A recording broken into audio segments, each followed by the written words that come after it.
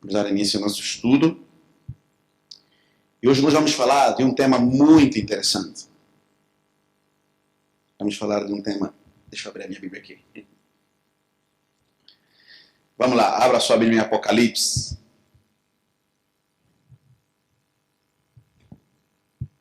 Vai lá, Apocalipse, o último livro da Bíblia.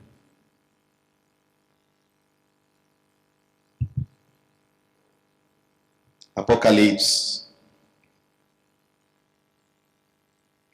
É o último livro da Bíblia, tá?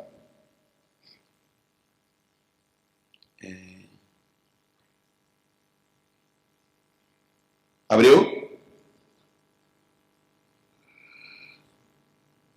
Muito bom, irmãos.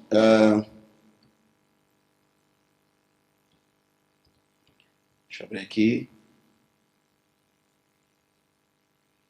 Ok. Muito bom. Vamos ler na Bíblia, Apocalipse capítulo 1. Apocalipse capítulo 1, verso número 1 também. Apocalipse 1, verso número 1. Alguém encontrou?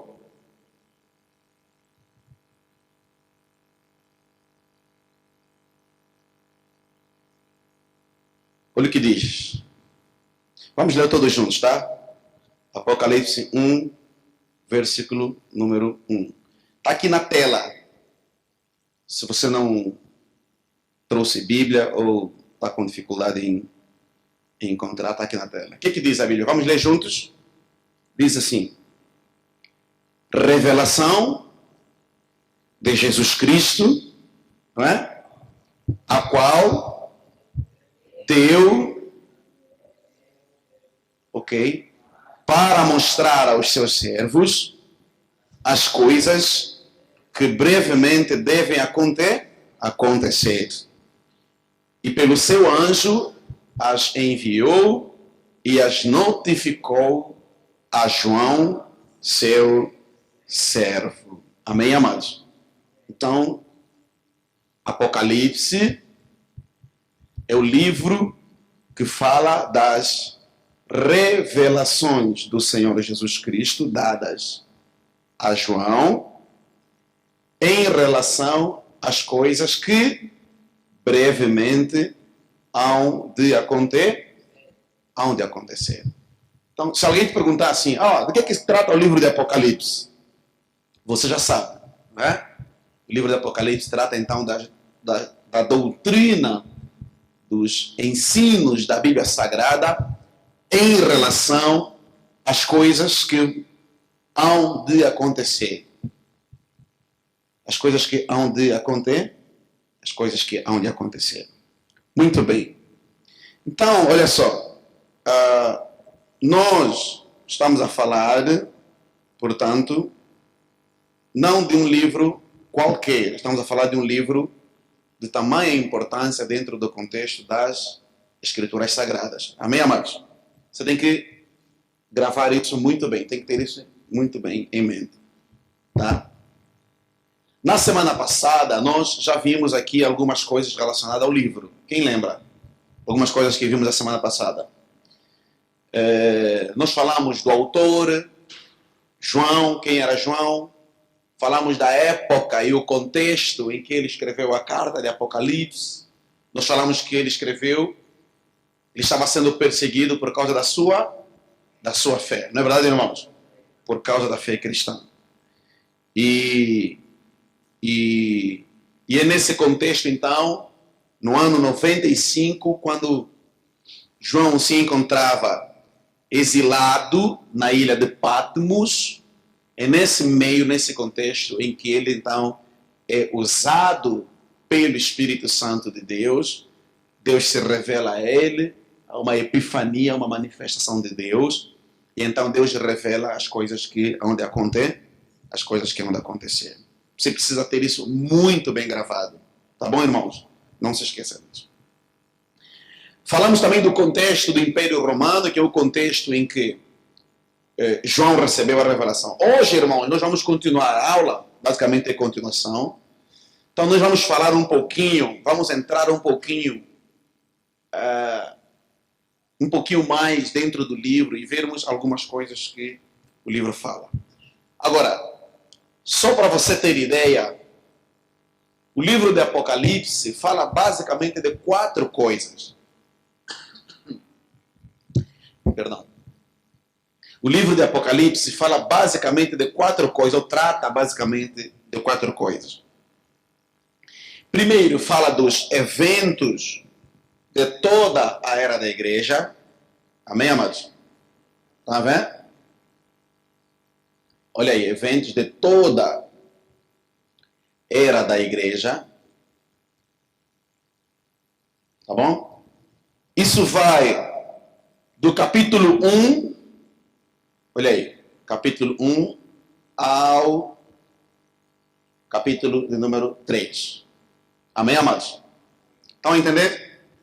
Então, olha só. Do capítulo 1 até o capítulo 1, a Bíblia trata de tudo o que acontece com a igreja em todas as eras, em todas as épocas, até ao dia que o Senhor Jesus Cristo vier buscar a sua igreja. Quem está aqui crê que Jesus vai voltar? Levanta a mão e diga glória a Deus. Você crê que Jesus... Olha para o teu irmão e diga assim, irmão, você crê que Jesus vai voltar? Amém, amados? Você crê que Jesus vai se manifestar? Amém, queridos? Olha aí. É isso que nós chamamos de revelação. Revelação nada mais é nós apresentarmos aqui na Bíblia, nas Escrituras, as coisas que vão de acontecer. Uma das coisas que vão acontecer é que Jesus Cristo vai voltar. Amém, amados? Isso é chamado de... Tem muitos nomes essa ideia de que Jesus Cristo vai voltar nas Escrituras Sagradas. Jesus não vai voltar de qualquer maneira. Não vai voltar de qualquer maneira. Ele próprio ensinou e disse que antes dele voltar, muita coisa aconteceria no mundo. Haveria guerra. Lembram disso? Mateus capítulo 24. Haveria guerra, haveria terremotos, haveria apostasia. Vou falar um pouquinho mais sobre essas questões quando nós falarmos mesmo da vinda do Senhor Jesus Cristo na próxima aula. Mas nesse momento importa só você entender o seguinte. João está tratando aqui das coisas que vão acontecer. Então, no capítulo do 1 ao 3, fala exatamente disso. Fala dos eventos da igreja em todas as eras. A igreja é uma instituição que tem 2000 anos de história, irmãos. Dá para perceber, irmãos? A igreja não nasceu ontem. Antes de existir a Angola, a igreja já existia há cerca de quase 1500 anos. Antes dos portugueses chegarem aqui, a igreja já existia. Então, estamos a falar de uma instituição que não é brincadeira, irmãos.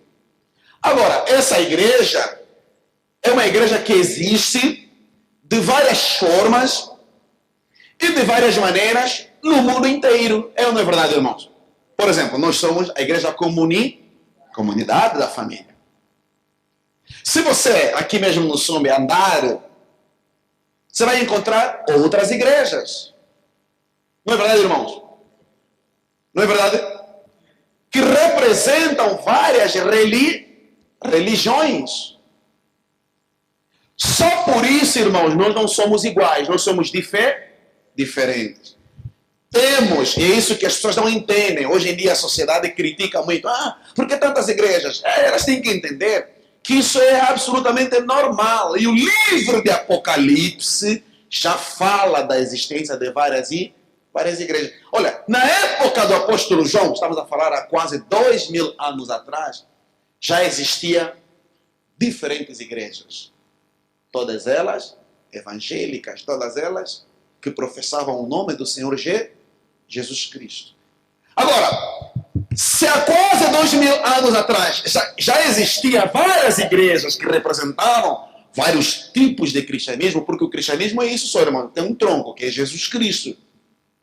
Só que existem muitas formas e maneiras de expressar esse cristianismo. É a religião, portanto a religião nada mais é do que essa forma de nós vivermos e experimentarmos Deus através de diferentes pontos de vista.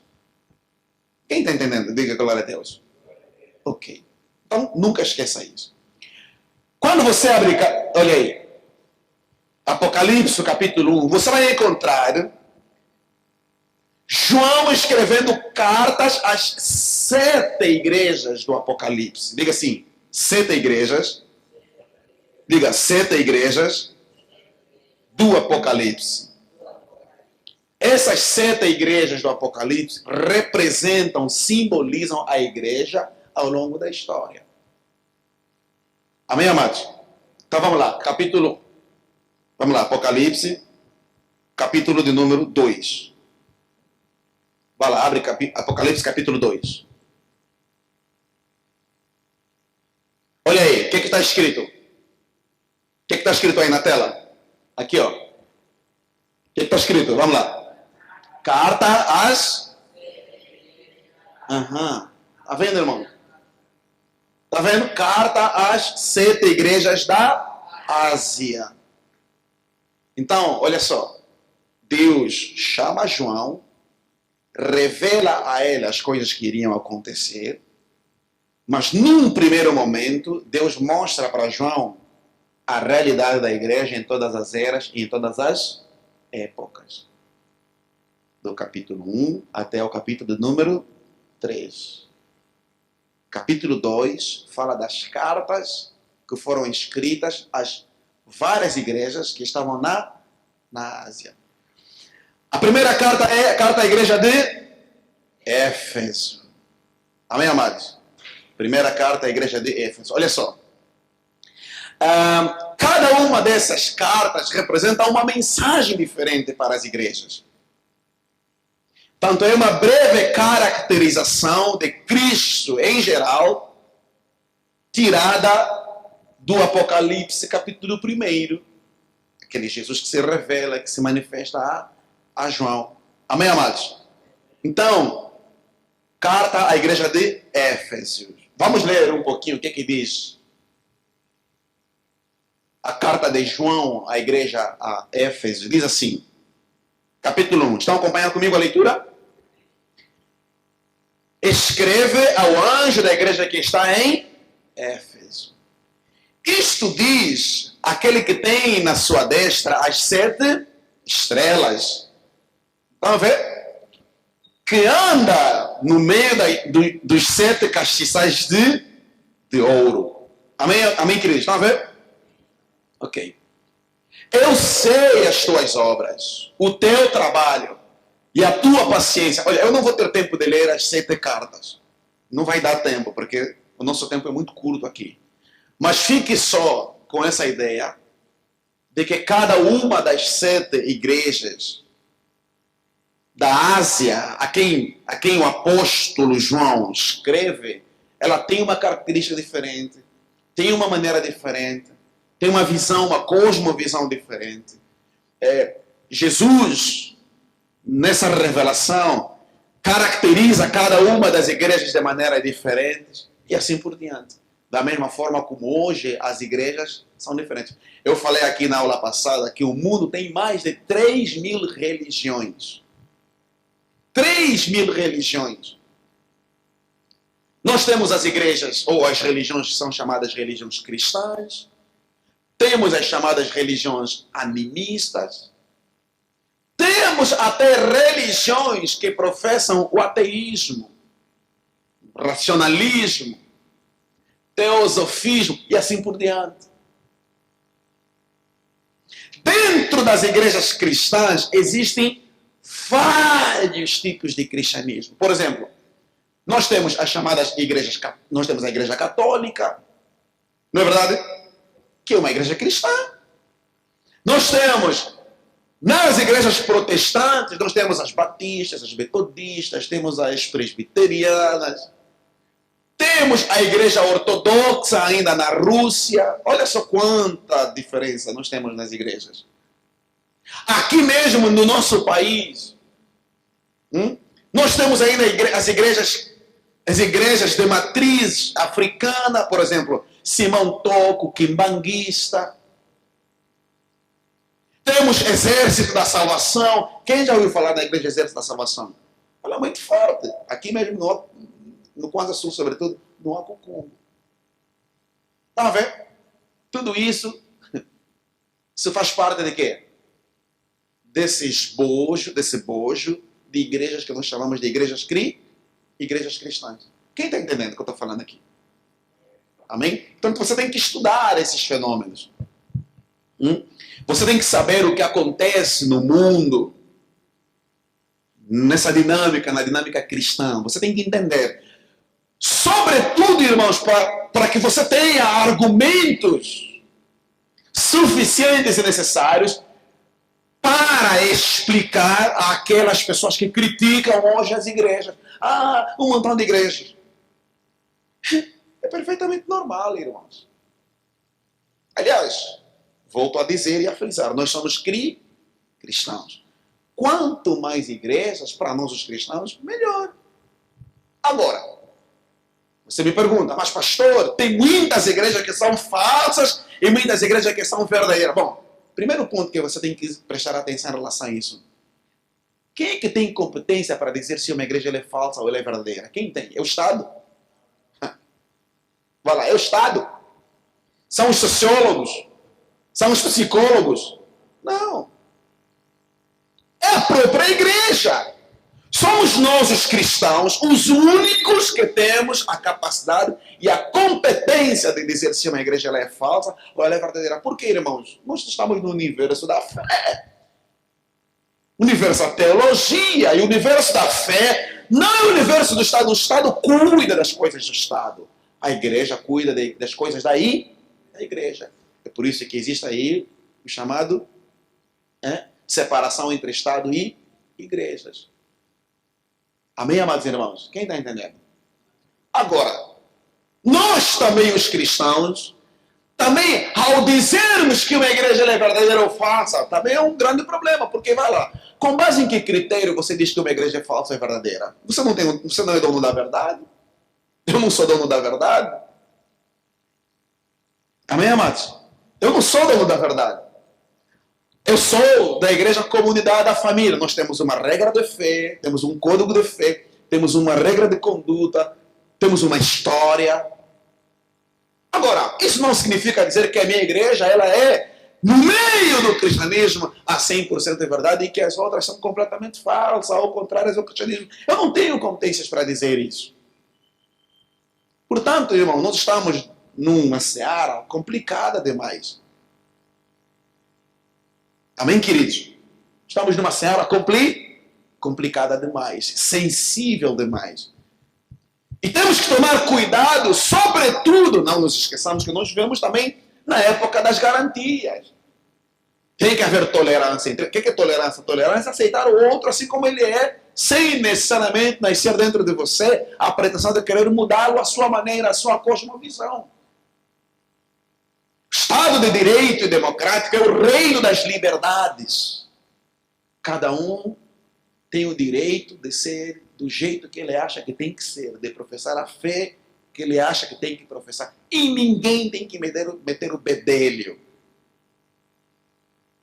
Nós estamos andando na dimensão das subjetividades humanas, no universo das crenças, das religiões. E, portanto, irmãos, ninguém tem a capacidade de dizer que um é o correto e outro é o certo. Agora, também não é assim. Temos alguns critérios. Quais são os critérios que temos? Ora, os critérios que nós temos, pelo menos, à luz do cristianismo, é aferir se as práticas de uma determinada igreja A, B, C ou D vão de encontro àquilo que a Bíblia Sagrada ensina, aquilo que o cristianismo ensina. Por exemplo, para uma igreja ser considerada verdadeira para nós que somos os cristãos, em primeiro lugar, ela tem que professar ao Senhor Jesus Cristo. É Jesus que é o cabeça da igreja. Amém, amados irmãos? Quem é o cabeça da igreja? Quem é o dono da igreja? Quem é que morreu pela igreja? Quem? Vamos lá, irmãos. Quem? Quem é que tem a capacidade de dizer se uma igreja é dele ou não? É o próprio Cristo, não é ele o dono da igreja, irmãos? É ou não é verdade, irmãos? É o próprio Cristo. Agora, à luz daquilo que ele já disse nas Escrituras Sagradas. Nós já falamos aqui há 2 domingos atrás do que o apóstolo João nos ensina a respeito do cristianismo. Como você detectar se uma igreja é verdadeira ou ela é falsa. Sim, porque existem falsos cristianismos também. Amém, amados? Existem falsos cristianismos. Quando a carta ao Apocalipse foi escrita falando das 7 igrejas do Apocalipse, já tinha lá igrejas falsas e igrejas verdadeiras. Leia depois a carta à igreja de Éfeso, são 7. Efésios, Esmirna, Laodiceia, né? Filadélfia, e assim por diante. São 7 igrejas que representam a igreja universal, a igreja global ao longo da história até os nossos dias. Amém, amados? Então temos que tomar muito cuidado. Amém, queridos? Muito bom. Segunda coisa que a carta, né, ou o livro de Apocalipse trata. Vamos lá. Segunda coisa. Trata dos eventos que vão acontecer em relação à grande tribulação ou à futura tribulação. Amém, amados? Então anota aí, ó, eventos relacionados. Amém, amados? A grande tribulação ou a tribulação. Olhem para mim, por favor. Eu disse para vocês na aula passada, quando falamos da introdução da carta ao Apocalipse, que a carta ao Apocalipse ela é das mais difíceis, as que gera as maiores controvérsias no universo cristão. Ela é passível de muitas interpretações. Por quê, irmãos? Porque é uma carta que precisa ser descodificada. Ela é cheia de enigmas. Estão a perceber, irmãos? Amém? Ela é cheia de enigmas. Então, a gente precisa interpretá-la. Cheia de simbolismos. E, obviamente, quando a gente parte da subjetividade para a objetividade, das interpretações para a realidade, nós temos maiores propensões de cometer erros ou, às vezes, até fazermos interpretações equivocadas. Amém, amados? Por exemplo, em relação à vinda de Cristo, só para vocês terem ideia, em relação à vinda de Cristo, a pergunta é: quando é que vai acontecer a tribulação ou a grande tribulação? Então, olha só, do capítulo 4, anote aí. Anote aí. Anote aí. Capítulo 4 e capítulo 5 fala exatamente desse evento chamado de tribulação. Ou a grande tribulação. Amém, amados? Então, conforme eu disse a vocês, há muitas interpretações na teologia a respeito disso. Olha aí, só para você entender, olhe bem para mim, isso é muito importante que eu vou ensinar aqui para você agora. Existem pelo menos, irmãos, pelo menos 3 interpretações a respeito da grande tribulação, ou a respeito da vinda do Senhor Jesus Cristo. Na teologia, estamos a falar de teologia. Portanto, eventos que vão acontecer antes do retorno do Senhor Jesus, antes da volta do Senhor Jesus Cristo. O que vai acontecer antes da volta do Senhor Jesus Cristo? Capítulo 4 e 5 de Apocalipse fala. Mas antes de nós lermos capítulo 4 e 5, alguns versículos, só para você entender, deixa eu te explicar. Existem pelo menos 3 visões dentro da teologia a respeito da vinda do Senhor Jesus Cristo, a respeito da tribulação, ou do arrebatamento, se você assim preferir. Existem os chamados amilanistas, a palavra certa é essa, né? São aqueles que creem que o milênio, vocês lembram do milênio, né? Que é aquele período que vai acontecer de 1000 anos, em que a igreja, depois do arrebatamento, ela será levada na eternidade, nos céus. Ainda não estamos a falar ainda da eternidade, só estamos a falar dos céus, onde vai acontecer as bodas do Cordeiro, uma grande festa nos céus. Aqui no mundo, na terra, o couro vai estar comendo. Vai acontecer aquele período do aparecimento hã? Não é o aparecimento dos profetas, não. Está vendo? As interpretações que existem. Às vezes as interpretações que existem, complicado. Amém, amados? Então temos que saber interpretar. Existem então os chamados amilenaristas. Depois existem os pós-milenaristas. Milenaristas, a palavra certa é essa. Porque vem de milênios, tá? Milenaristas.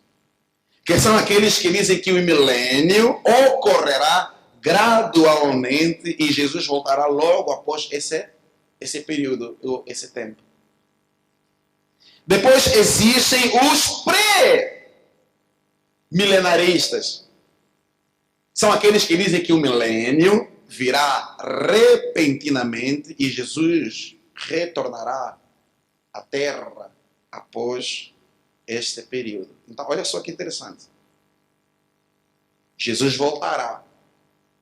Mas Jesus voltará quando?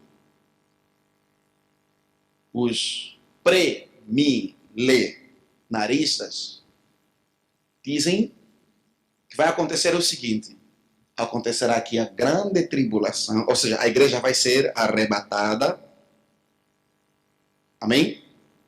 Muitos não vão entender, não vão perceber o que vai acontecer aqui. Tá? O anticristo vai se manifestar. Haverá um tempo de paz, de 3 anos e meio de paz, dentro daquela visão das 70 semanas de Daniel. Depois a gente já vai falar, é o terceiro ponto. Depois desse período de 3 anos e meio de paz, haverá aí sim a manifestação do anticristo aqui nesse mundo. E a partir desse momento, então, começa a grande tribulação. Amém, amados? Para perceber? É complicado as coisas que vão acontecer nesse mundo. Amém, queridos? Tem um teólogo chamado Wayne Grudem, que eu gosto muito dele. Ele diz que a visão mais correta em relação a essas interpretações é a visão pré-milenarista. A última, a terceira que eu acabei de explicar. Essa é a visão, pelo menos, a que mais condiz com aquilo que as Escrituras Sagradas dizem. Vocês lembram, né, o que Jesus falou, né? O que vai acontecer antes dele voltar, não é verdade, irmãos? Jesus disse que, Jesus falou, é necessário, antes de Jesus voltar, que o Evangelho seja anunciado, pregado em todo o mundo, em todas as nações, assim. Vocês lembram? Mateus capítulo 24, versículo 14, Jesus fala isso. Lembram-se disso? Depois, então, disso, aí sim é que vai acontecer, então, o arrebatamento, a grande tribulação, enfim. Vão aparecer falsos profetas, vocês lembram disso? Que enganarão a muito, desviarão, se possível, até os escolhidos. Está vendo, irmãos? Após a tribulação, a grande tribulação, a Bíblia diz que o sol escurecerá, não dará mais a sua luz. Leia depois Mateus capítulo 24. Amém, amados? Depois disso, então, é que o Senhor virá, voltará outra vez aqui, voltará outra vez pela segunda vez aqui na terra. Voltará com a igreja voltará com o Senhor Jesus. A igreja terá poder, inclusive, irmãos, de julgar os que vão ficar aqui. Agora, em relação aos que ficarem aqui, porque assim, vai haver o arrebatamento, a igreja vai subir. Vamos perceber? Nós vamos reinar com o Senhor Jesus Cristo durante 1000 anos. Vamos ficar 1000 anos lá com Ele. Aqui na terra, o mundo vai estar, o couro vai estar comendo. Aqueles que não forem, aqueles cristãos que não forem arrebatados, vão ficar aqui. Tá? Vão viver a grande tribulação. Dentro ainda daqueles que ficarem aqui, muitos vão ser salvos também. Só que aí já vai ser diferente. A salvação não será mais pela graça como é hoje. Hoje, para a gente ser salvo, o que é que a gente precisa, irmãos? Crer no Senhor Jesus Cristo apenas pela fé, aceitámo-lo em nosso coração e automaticamente nós estamos salvos pela fé. Amém, amados irmãos? Para aqueles que ficarem aqui, que viverem a grande tribulação, não vai ser assim não, irmãos. Por quê? Porque o anticristo vai perseguir aí, a igreja vai perseguir os cristãos. E haverá, irmãos, depois a gente vai ver isso, a Bíblia fala lá, né? A Bíblia traz muitos textos, o Apocalipse mesmo traz muitos textos para simbolizar isso. Aqueles cavalos, lembram dos cavalos, os céus que se abrem, cada cavalo simboliza algo que vai acontecer na terra. E assim por diante. Amém, amados? Quem está entendendo? Alguém tem dúvidas? Alguém tem dúvidas? Yeah. Terceira coisa que o livro do Apocalipse trata. Então estamos a falar aqui dos eventos relacionados à grande tribulação. Terceira coisa que o livro do Apocalipse trata. Os eventos no milênio. O que é que vai acontecer no milênio?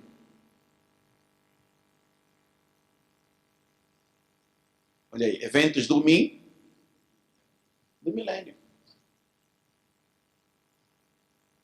O que é que vai acontecer no milênio? Apocalipse capítulo 20 fala disso. Apocalipse capítulo 20 trata exatamente das coisas que vão acontecer no milênio. E aqui, Apocalipse capítulo 20, do versículo 1 até o versículo 6, é onde existem maiores discordâncias em relação à interpretação do livro do Apocalipse. Apocalipse capítulo 20, sobretudo do verso 1 até ao verso de número 6. Amém, amados? É aqui onde estão as dificuldades. Ok? Quem está entendendo? Graças a Deus. Depois, fala dos eventos que vão acontecer relacionados ao novo céu e à nova terra. É o último tema que Apocalipse trata. Olha aí, novo céu e a nova terra. Então, Apocalipse, capítulo 21 e 22. Pronto. Assim a gente encerra. O que é que vai acontecer em relação ao novo céu e à nova terra? Vai lá, uma pergunta que eu vou fazer para você. O que é que vocês acham que vai acontecer? Vocês acham que a gente vai sair daqui, a gente vai para a eternidade, vamos para o céu? Ou vocês acham que o céu vai ser aqui mesmo? Quando a Bíblia fala novo céu e nova terra, o que é novo céu e nova terra para vocês? É um outro mundo? É o céu? O que é isso, maninho? O que você acha? Quando a Bíblia fala sobre isso?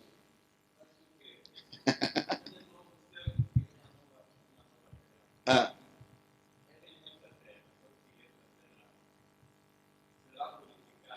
Uhum. Uhum. Amém. Eu também creio nisso, maninho. A minha interpretação também é essa. Eu acho, irmãos, que a eternidade, portanto, vai ser aqui mesmo. Aqui na terra. Só que não vai ser essa terra que a gente tem hoje, essa terra esculhambada, que vai passar pela tribulação totalmente destruída. Não, não vai ser. Quando a Bíblia fala de novos céus e nova terra, está falando o quê, irmãos? Mas nós vamos para o céu, tá? Mas nós não vamos morar lá eternamente. Não, a gente vai ficar só durante o período do milênio. Depois nós vamos voltar aqui. Vai haver aquele julgamento final, a batalha final, o Armagedon, onde o diabo e seus demônios, todos aqueles que não creem em Jesus, que vão ser julgados, vão ser lançados aonde? No fogo, no lago do chofre. Agora o inferno é onde? Hã? Tá vendo? A gente fala que a eternidade será vivida aqui. Portanto, nós vamos, né? O novo céu e nova terra aqui, correto? Agora o inferno vai ser aonde? Onde vai? Hã? Não, está indiferente, Thelma. Grande tribulação não pode ser confundida com o inferno, com o lago de, né? de fogo e de enxofre. Eu também não sei, mas eu sei que o inferno existe. E a Bíblia diz que o inferno foi preparado para o diabo e os seus anjos. Agora, aonde que é, do ponto de vista de localização de lugar, do ponto de vista geográfico, eu não sei. E se alguém souber, por favor, me avisa que eu quero aprender. Fala, meu jovem. Peraí, deixa ele falar. Fala, meu jovem.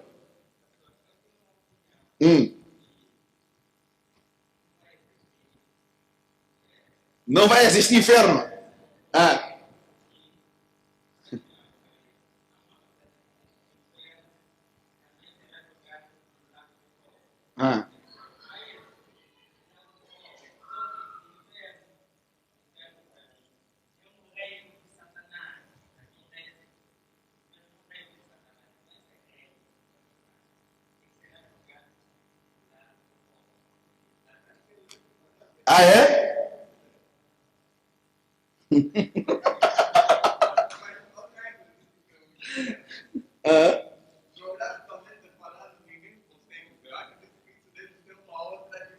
É uma outra que?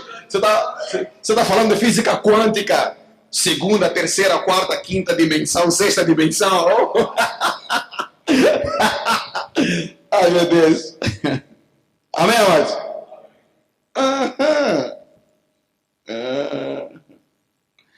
Irmãos, vamos lá, vamos aprender com a Bíblia. A Bíblia sempre é boa para nos ensinar, ok? O que a Bíblia diz? A Bíblia diz assim: depois do reinado de 1000 anos, depois do milênio, de acordo, tá? Depois do milênio, não importa se o camarada tem uma daquelas interpretações que eu falei, se o camarada é milenarista, pré-milenarista, ou pós-milenarista, enfim, não interessa. Mas o que vai acontecer? O que a Bíblia diz assim, é que depois da grande tribulação, depois do milênio, tá bom, amados? E depois haverá o que? Haverá a grande batalha, a batalha do juízo final, que é a batalha do Armagedon. Vai acontecer aonde essa batalha do Armagedon? Vai acontecer lá em Israel. Estão entendendo, irmãos? A batalha final vai acontecer lá em Israel, onde Satanás será derrotado, ele e o seu exército, e todos os demônios. Amém, amados? Depois disso, o que acontecerá? Acontecerá o juízo final, onde a Bíblia diz que Jesus se assentará no seu trono, e ali, irmão, todos nós haveremos de comparecer perante o tribunal de Cristo para prestarmos conta do que a gente fez. Portanto, a humanidade toda vai ser julgada. Apocalipse capítulo 20, versículo 11 e 15. Vamos lá, vamos ler na Bíblia, é melhor. Apocalipse 20, do 11 ao 15. Vamos na Bíblia, é melhor, para a gente não confundir, tá? Está aqui na tela. Juízo final. O que é que diz? E vi um grande trono branco. Está vendo? Jesus se assentará aonde, irmãos? No seu trono. É esse chamado trono branco. E o que estava assentado sobre ele, olha aí, está falando de quem? O Senhor Jesus. De cuja presença fugiu a terra e o céu, e não se achou lugar para eles. E vi os mortos, grandes e pequenos, que estavam diante do trono, e abriram-se os livros. Então, atenção, olhe para mim. O que João viu nessa visão? Jesus assentado no seu grande trono, e junto com ele, quem? Todos os cristãos. Amém, amados?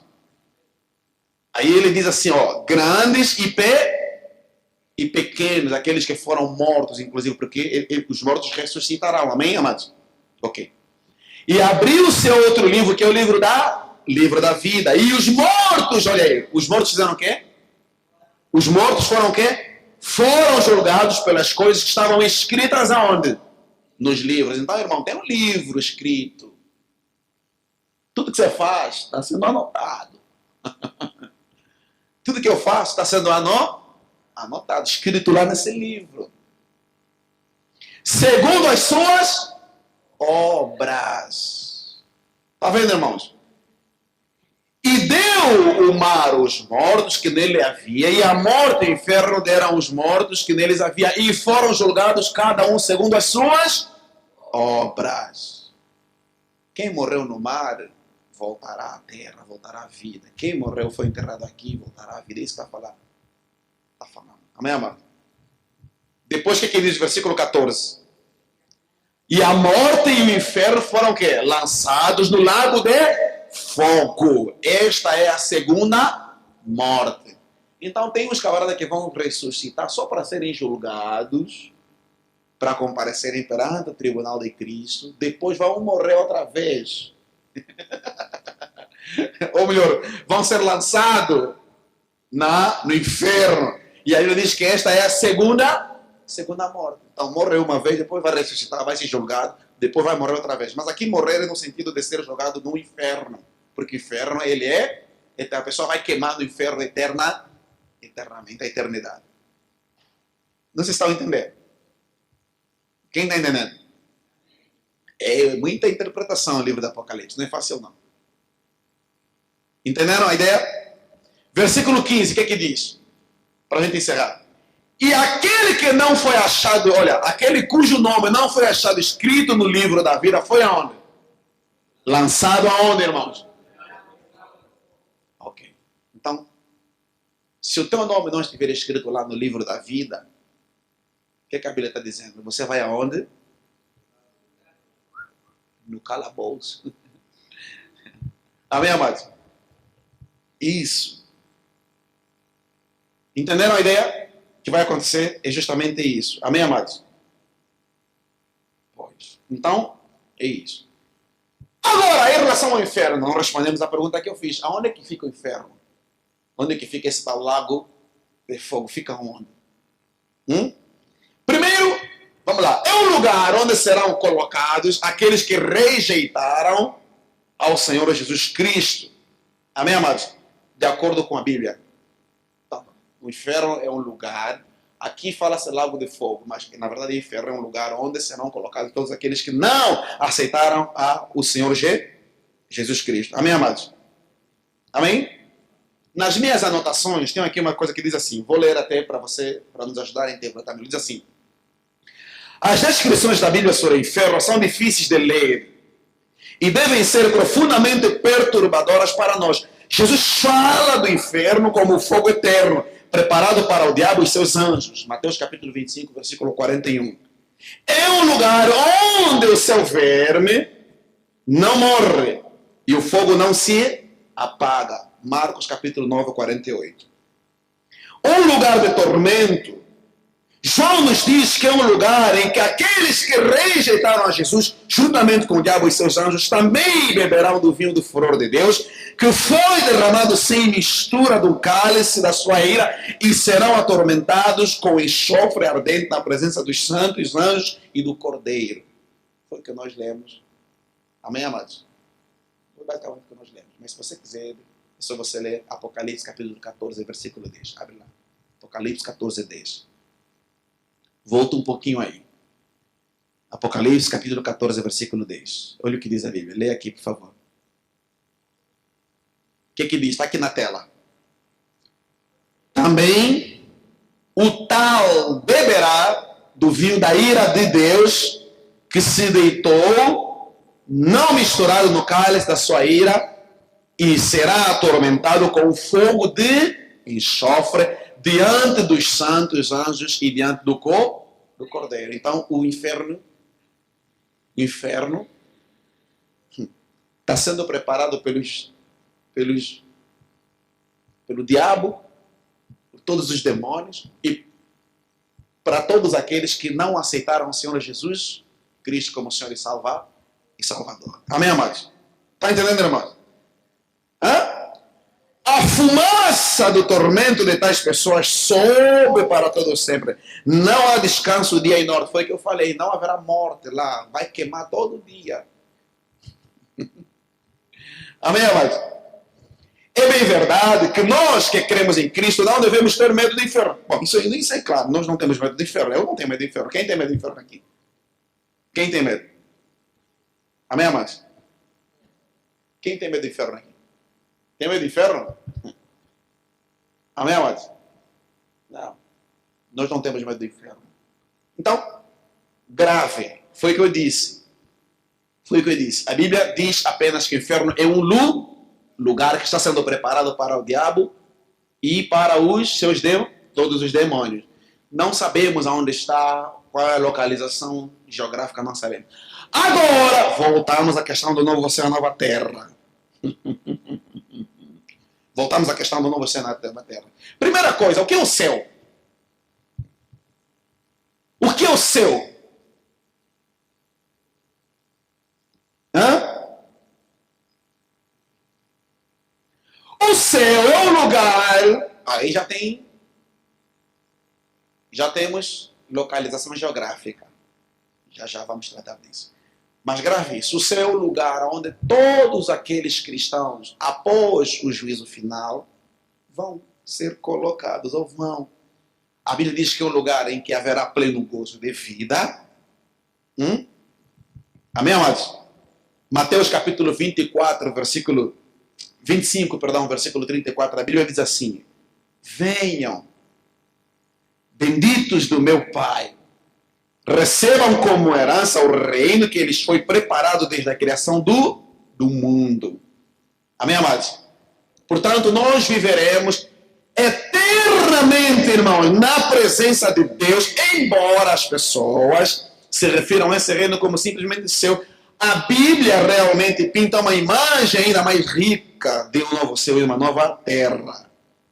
A Bíblia, portanto, irmãos, promete uma criação totalmente renovada. Estamos a falar de uma criação totalmente renovada. Estamos a falar de quê, irmão? Da terra. Amém, amados? Novo céu e nova terra. Amém, amados? Isaías capítulo 62, versículo 22, a Bíblia diz assim: serão os novos céus e a nova terra que Deus fará. Portanto, Deus vai haverá uma nova terra, novos céus. Amém, amados? Amém, queridos? Uma nova terra. Imagina o seguinte, só para você entender, imagina o seguinte. Eu tenho um carro cuja marca é Hyundai. Tem um modelo, não tem um modelo? Tem um modelo, tem onde fabrica, não é verdade, irmãos? Mas eu não vou usar, a Hyundai não vai ficar só naquele modelo a vida inteira. Vai chegar uma hora que eles vão fazer o quê? Um novo Hyundai. Pode ser a mesma marca, mas vai ser um novo modelo. Não sei se a explicação tem lógica em relação ao que eu vou falar em relação ao céu e à terra. Amém, amados? No princípio, quando Deus fez o céu e a terra, quando Deus fez a criação, Deus fez o quê? Tudo perfeito. Tudo perfeito. Então, tudo voltará a ser perfeito tal como era. Mas a terra é a mesma. A criação é a mesma. Amém, amados? Amém, queridos? Pois. Amém, queridos? Deu para entender?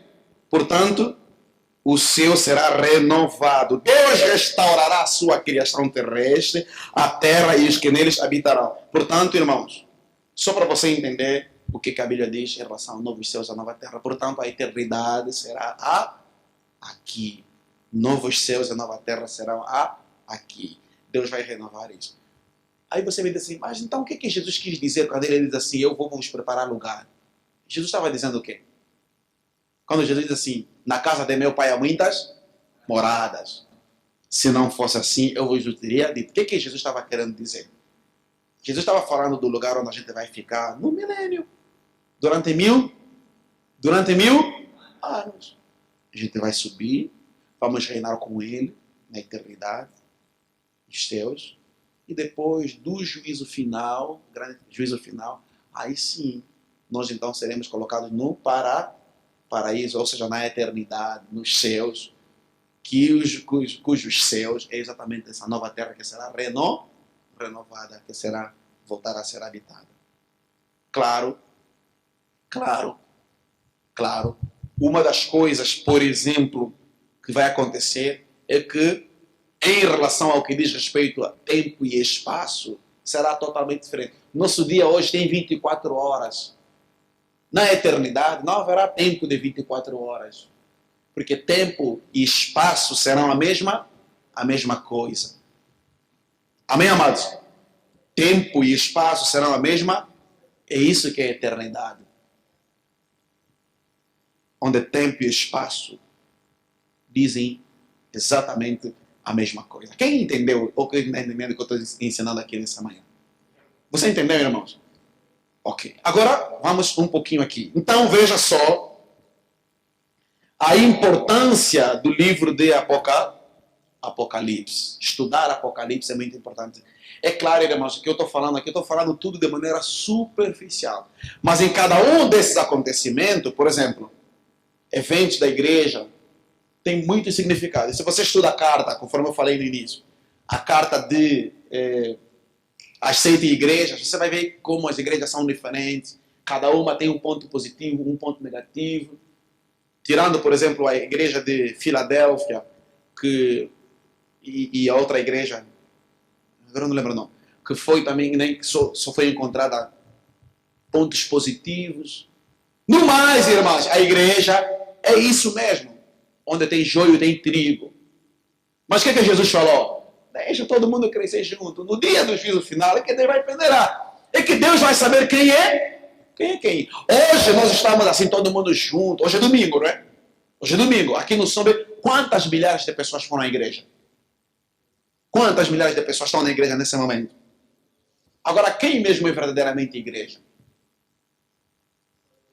Só Deus sabe. Obrigado. A explicação é essa. Amém, amados? Só Deus conhece os corações de cada um de nós. Mas, Jesus disse, deixa todo mundo crescer. No último dia, aí sim, vamos verificar quem é quem. Amém, amados? Aí vamos verificar quem é quem. Amém? Portanto, não precisa ter medo. A nossa esperança, a nossa confiança e a nossa segurança, elas estão no Senhor Jesus. Ele é o autor e o consumador da nossa fé. Quem pode dizer glória a Deus? Amém. Vamos lá. Então, grave isso, tá? Apocalipse fala dessas 4 coisas aqui. Não esqueça. Eventos relacionados à grande tribulação ou à tribulação. Capítulo 4 e 5. Eventos relacionados ao milênio. Capítulo 20. Eventos relacionados ao novo céu e à nova terra. 21 e 22. Não esqueça isso, vou para frisar, irmão. Por favor. Não esqueça isso. Ah, eu esqueci um aqui, irmãos. Me perdoem, tá? Esqueci um aqui. Não são 4, são 5. Me desculpem, tá? Esqueci um aqui. Que é aqui, é o 4. Que fala sobre os eventos relacionados às 70 semanas de Daniel. Né? Depois da 70 semanas de Daniel. Que é em relação, que vai do capítulo 6 ao capítulo 20. 4 e 5, depois 6 a 20, depois de, né? 6 a 19, perdão, depois 20, depois 21 e 22. Mas eu acho que aqui deu para ter uma ideia exatamente do que o livro fala. É isso que importa. Amém, amados? Concluindo, para a gente concluir. Então, olha só. No meio de tudo isso que nós estamos a ver, deixa eu até apagar aqui. O que é importante para mim e para você frisarmos? Deixa eu apagar aqui, tá? Olhe para cá. No meio de tudo isso que nós estamos a estudar, o que é importante, o que João enfatiza? Então, há algumas questões aqui que são importantes você gravar. E é isso que importa você gravar nessa manhã. Primeiro, irmãos, João enfatiza a necessidade de pureza em relação à nossa vida cristã. Amém, amados? Pureza. Você já viu que todos nós vamos ser julgados. Verdade ou não? Todos nós haveremos de comparecer perante o tribunal de Cristo. Então, irmãos, grave isso, tá? Necessidade de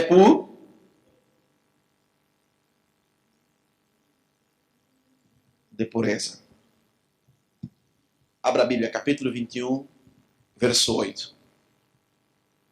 Vamos lá. Está aqui na tela para ser mais rápido, tá? O que diz 21, 8? Vamos ler todos juntos. Vamos ler juntos. Mas, quanto aos tímidos, e aos incrédulos, e aos abomináveis, e aos homicidas, e aos fornicadores, e aos feiticeiros, e aos idólatras, e a todos os mentirosos, a sua parte será onde, irmãos?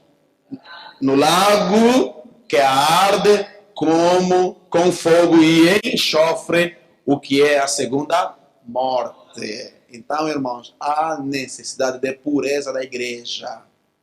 Porque senão, irmãos, corremos o risco de onde? De irmos aonde, irmãos? Parar aonde, irmãos? No lago de fogo. Ou seja, se nós somos cristãos, hoje é domingo, milhares de pessoas espalhadas por essa Angola inteira, estão nas igrejas, alguns na missa, outros nos cultos, enfim. Se nós, como igreja, não andarmos, irmãos, em pureza, em espírito e em verdade, o que a Bíblia está dizendo, irmãos? Não adianta, vamos ser tipos ímpios, tipo aqueles que não aceitaram a Cristo. Vamos parar no mesmo lugar. Ou, em outras palavras, vamos aonde também? Vamos para o inferno. Então, nós, os pastores, não podemos mentir à igreja. O inferno existe, ele é real, está sendo preparado, e é lá onde vão parar todos aqueles que rejeitarem a Cristo, inclusive aqueles que andarem também com vida totalmente tortas, desajustadas. Está aqui. João está falando. Apocalipse, capítulo 21, verso.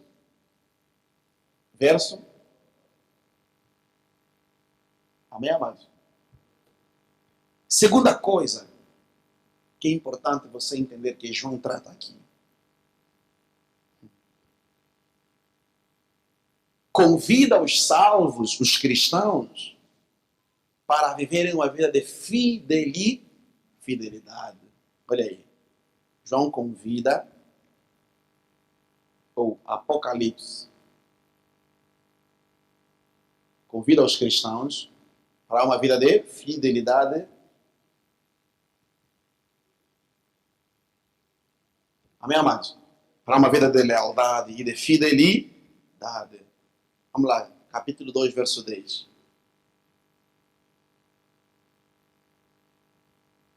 Capítulo 2, verso de número 10. O que é que diz? Está aqui na tela também, tá? 2:10. Vamos lá? Nada temais. Está vendo, Thelma? Olha o que diz aqui. Nada temais das coisas que hão de padecer, das coisas que hão de acontecer. Eis que o diabo lança algum de vós na prisão, para que sejais o que? Tentados. E tereis tribulação de 10 dias. O que diz a Bíblia? Ser fiel, porém, até a morte, e dar-te-ei a coroa da vida. Sabe o que está acontecendo, irmãos? Muita gente sendo perseguida, muitos cristãos sendo perseguidos, muitos cristãos mesmo no mundo inteiro sendo perseguidos por causa do cristianismo. Mas a Bíblia nos encoraja a sermos o quê? Fiéis. Não temas, é o que João está dizendo. Fiquem tranquilos. O diabo lançará algum de vós, e vocês tereis tribulações de 10 dias. é uma metáfora para dizer que muitos de nós vamos padecer, vamos sofrer. Alguns, inclusive, vão perder a vida, vão ser decapitados, lançados em cadeias. Tá bom, não tem problemas. Mas a Bíblia termina, esse versículo termina com uma mensagem de consolo e conforto. O que diz? Sê, porém, fiel até a morte, e eu te darei a coroa da vida. Olha para o irmão e diga assim, irmãos, você entendeu o desafio, irmãos? Diga, entendeste o desafio? Amém, amados? Estamos em guerra, irmãos. Aqui é guerrear. É lutar contra o diabo, contra as trevas, contra o pecado, contra o mundo, contra esse sistema das trevas, esse sistema tenebroso. E entendermos, irmãos, que a nossa luta é até ao fim. Aqui não há desistir. Cristianismo, meus amados irmãos, é caminho sem volta. Quem pode dizer glória a Deus? Cristianismo é caminho sem volta. É até ao fim. É lutar, é fidelidade, é pagar o preço, é não desistirmos, é a gente buscar a presença do Senhor, sermos fortalecidos. A gente pode cair, não tem problema, sacuda a poeira, levante-se, não olhe para trás, o diabo vai vir, vai querer derrubar, não tem problemas, irmãos. Vamos depender de Deus, vamos lutar, mas a gente vai até ao fim. Quem pode dizer glória a Deus por isso, irmãos? Vamos lutar, amados, vamos até o fim. Apocalipse é o livro que mostra para nós o que vai acontecer no final. E no final, nós já vimos, a igreja vai fazer o quê, irmãos? A igreja de Cristo vai vencer. Diga comigo, no final. Diga, no final. A igreja de Cristo, que já é mais do que vencedora, ela finalmente, diga, ela finalmente experimentará para sempre a vitória em Cristo Jesus. Aleluia. Amém, amados? Lembre-se, Jesus disse, eu vou vos preparar lugar. Além de nós termos o privilégio de ficarmos com Ele, cearmos com Ele irmão, durante o período do milênio, nós ainda voltaremos, teremos o prazer e o privilégio, irmãos, de enxugar o mundo. E de requebra, irmãos,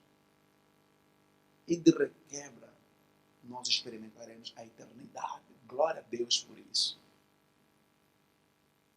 Não é pouca coisa o que Deus tem preparado para nós, irmãos. A gente vai fazer o quê? Vamos vender a nossa dignidade, a nossa fé, por causa das coisas desse mundo, irmãos? Ou nós vamos nos levantar como um exército verdadeiramente livre e entender, irmãos, que o Senhor Jesus Cristo disse que o mundo está por debaixo dos nossos pés. Terceira coisa que João fala. Alerta aos cristãos em relação à segunda vinda de Cristo. Olha aí. Segunda de Cristo. Apocalipse, capítulo 1, verso 7. Alguém pode ler? Bem alto. 1, verso 7. Está aqui na tela, tá? Verso 7. Eis que vem como as nuvens. Está falando de Jesus. Jesus fará o que, irmão? Jesus vir. Tem aquela música que nós costumamos cantar. Ele virá. Jesus, ele não falhará. Jesus virá.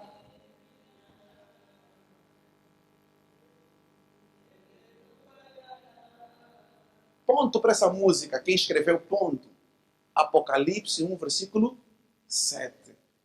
Eis que ele vem como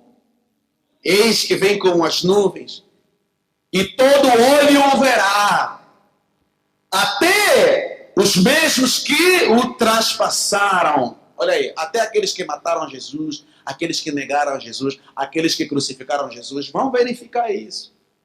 Amém, amados? E todas as tribos da terra se lamentarão sobre ele. Sim, amém. Jesus o quê? Jesus já falou, eu vou, mas eu voltarei para vos buscar. Eu não vos deixarei órfãos.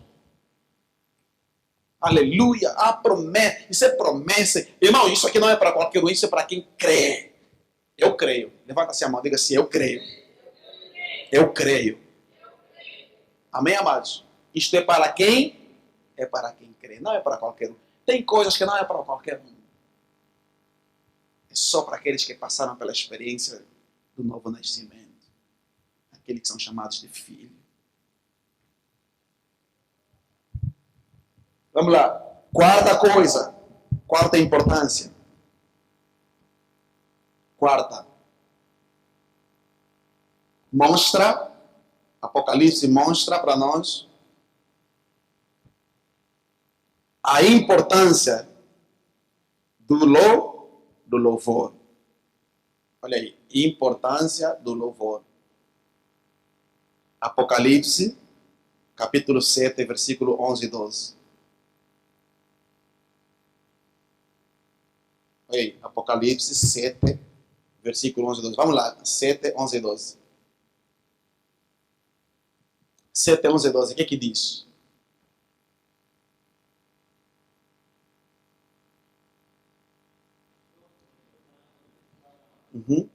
Olha aí, com calma, tem que ler com pausado. Todos os anjos estavam onde?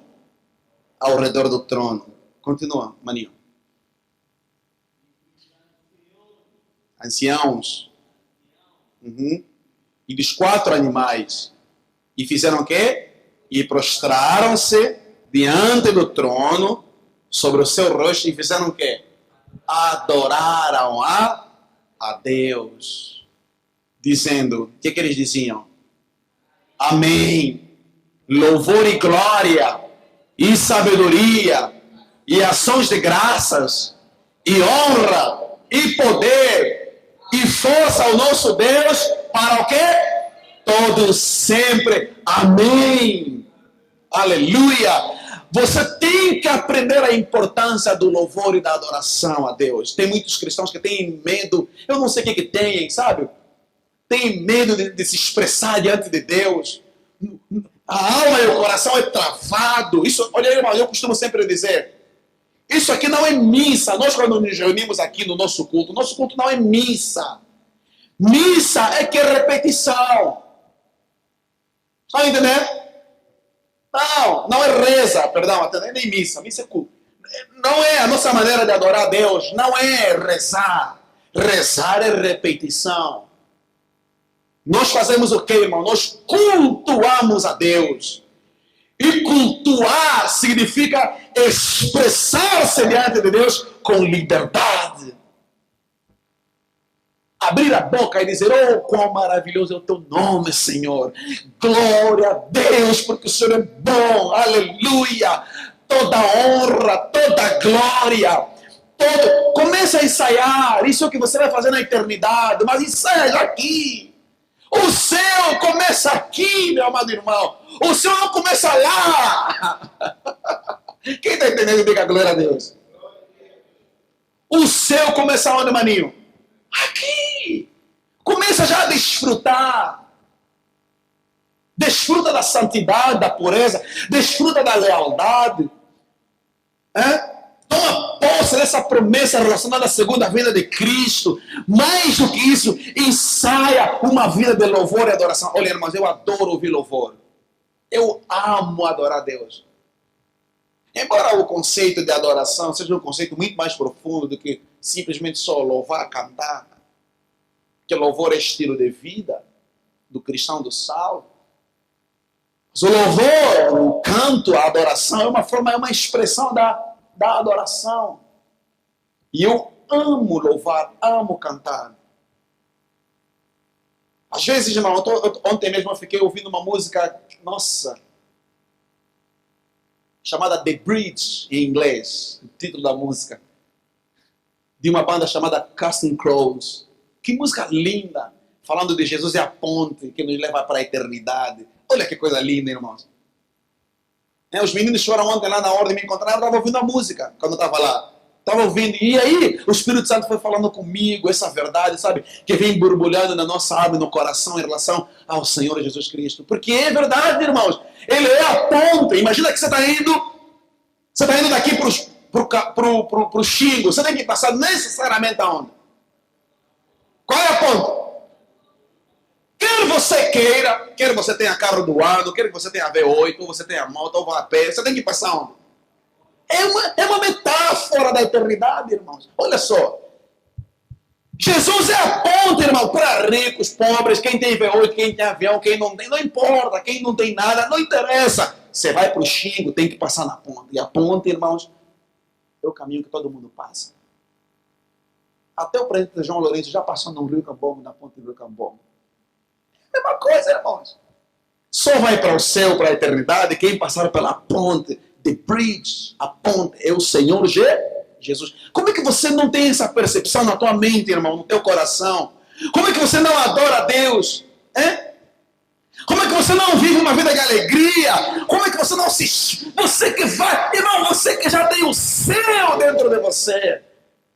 Não é possível a gente viver. Tem uns cristãos que às vezes eu olho assim, dá até pena, meu cara amarrado, parece que com cara de quem comeu não gostou. Sabe assim, parece que o camarada parece estar vivendo um inferno aqui nessa terra, irmão. Não! Não, irmãos! O cristão tem outra motivação dentro dele. Amém, amados? É a eternidade que está dentro de nós, que borbulha dentro de nós. Amanhã, quando Jesus vier, é só já a manifestação do que já começou dentro de nós. É por isso, irmãos, que eu creio nas promessas do Senhor. É por isso que existem milhares de promessas para nós. Apocalipse nos ensina isso. Viva a sua vida, irmão, de maneira diferente. Seja luz. Seja diferente. Aprenda a louvar. Aprenda. Não tenha medo. Você tem medo de quê? Tem medo de falar com Deus? Eu não entendo, irmãos. Tem medo de se expressar diante de Deus? Tem medo de viver as promessas? Tem medo de ser luz? Eu não entendo, sinceramente. Amém, queridos? Não tenha medo, meu caro, meu amigo, meu chapa, meu brother, meu parceiro. Não. É vida que existe dentro de nós. Quem está entendendo pode dizer glória a Deus. Apocalipse. Já estamos a encerrar, tá? Aonde, meu filho? 4 animais são o quê? Que fala aqui em cima? Cadê? E todos os anjos cantavam ao redor do trono e dos anciãos e dos 4 animais. Isso são representações que o João estava vendo na visão dele, entendeu? Ele estava vendo. Que ele estava vendo. Amém, amados?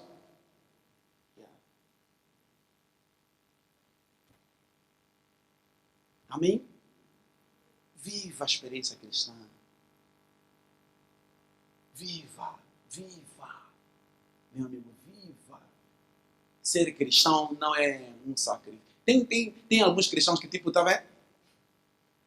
Tem alguns cristãos que parece um cato que está colado na lama, né? Que você tem que...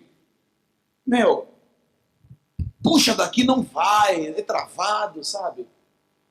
Alma travada, mente travada, consciência travada, não tem visão do mundo, não tem expectativa, não tem graça. Cristão, sabe, uma pessoa que tem graça é aquela pessoa que tem prazer. Eu não sei se você já viu, porque tem pessoas que a gente não tem prazer em andar com elas. Tem pessoas que fazem mal, não é? Você já viu? Já viu? Tem pessoas que são tóxicas. Não tem pessoas que são tóxicas. Intoxicam a alma. Você começa a ficar ao lado dela, que um dia eu recebi uma senhora no escritório, começou a sentar comigo, reuni com ela. Desde que ela sentou, só começou a falar mal, é uma senhora, né? Só começou a falar mal da sogra dela, da nora dela. Porque a minha nora é assim, porque a minha nora é assim. Eu comecei a olhar para aquela senhora, eu comecei a passar mal. Tem uma hora que eu não aguentei, eu inventei uma história que tinha um compromisso para desfazer. Vai embora, sai. Pô, mano. Entendeu? Tem pessoas que a gente inventa uma história, não?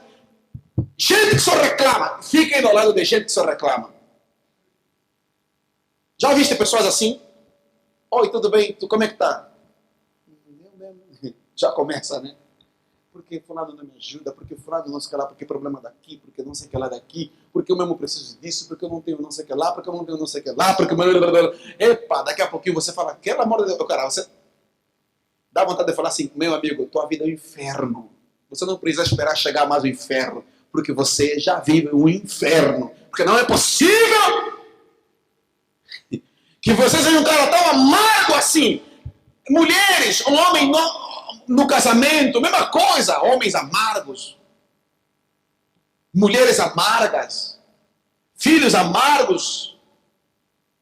Não dá, não dá. Então muda. Cristianismo é isso, é louvor, é adoração, é nova vida, é expectativa, é fidelidade, é graça. Estão a perceber, irmãos? E isso, irmãos, se reflete. As pessoas querem andar ao teu lado, querem te conhecer, querem ser seu amigo. Porque elas conhecem você, sabem quem você é. Elas querem ter prazer em se aproximar de você. Você tem um imã, não é como um imã que atrai. Já viram um imã? O imã faz o quê? Atrai as limalhas. Não é verdade, irmãos? Você é um imã, seja um imã. Mas não seja esse cara negativista que só reclama, só... Ah, para, irmão, vai pro ferro. Ninguém aguenta. Amém, amados? Isso. Está nas tuas mãos, só depende de você. Apocalipse prepara a igreja para as dificuldades que virão. Olha aí, em quinto, prepara a igreja para as dificuldades.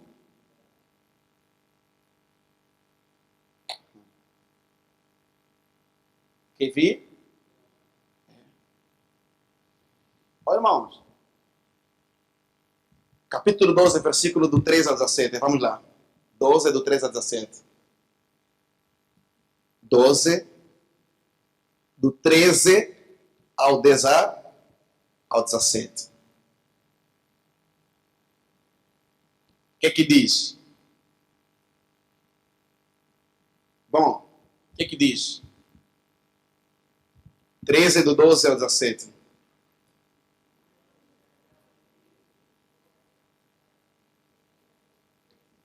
Tá vendo, irmãos? Então, aqui está falando de quem, irmãos?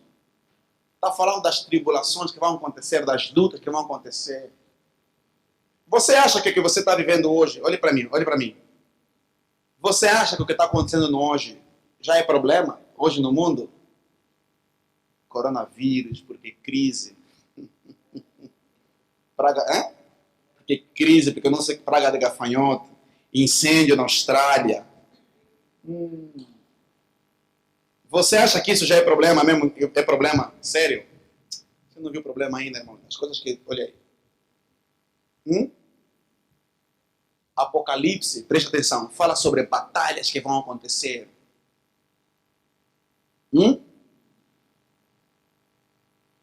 Fala sobre os selos, olha, a Bíblia fala sobre selos. Do capítulo 6 em diante fala sobre os selos. João viu os selos que se abriram e cada selo representava algo que vai acontecer na terra. Por exemplo, o primeiro selo fala da ascensão do anticristo. O anticristo ainda vai se manifestar. O segundo selo fala de batalhas. O terceiro selo fala da fome. O quarto selo fala da morte do inferno. O quinto selo fala dos martírios. O sexto selo fala da ira de Deus. Depois leia Apocalipse capítulo 6. Para você verificar o que vai acontecer ainda nesse mundo, irmãos. O pior ainda está por vir. Isso não é crise ainda, irmão. Vão acontecer coisas nesse mundo que vão fugir totalmente do controle do ser humano. Amém, amados? Apocalipse nos prepara para essas coisas que vão acontecer nos últimos dias. Então, irmãos, hoje eu vejo o coronavírus. Sinceramente, é claro que nós somos seres humanos, a gente luta contra esses mal, usamos a tecnologia e a ciência para vencer isso. Não é verdade, irmãos? Mas nós, os cristãos, temos que entender que isso é normal. É normal. É normal. Por último mesmo, fique em pé. Fique em pé. Apocalipse. Menino, pega aí. Apocalipse é o livro que profetiza a vitória dos remidos. Levanta as suas mãos e diga assim: nós somos, em nome de Jesus, vencedores. Capítulo 14. Capítulo 14. Do versículo 1 ao versículo 5. Eu vou ler esse texto e eu gostaria que, enquanto eu estiver a ler, você pensasse, analisasse, refletisse em relação ao que a Bíblia Sagrada diz. João diz assim, preste atenção.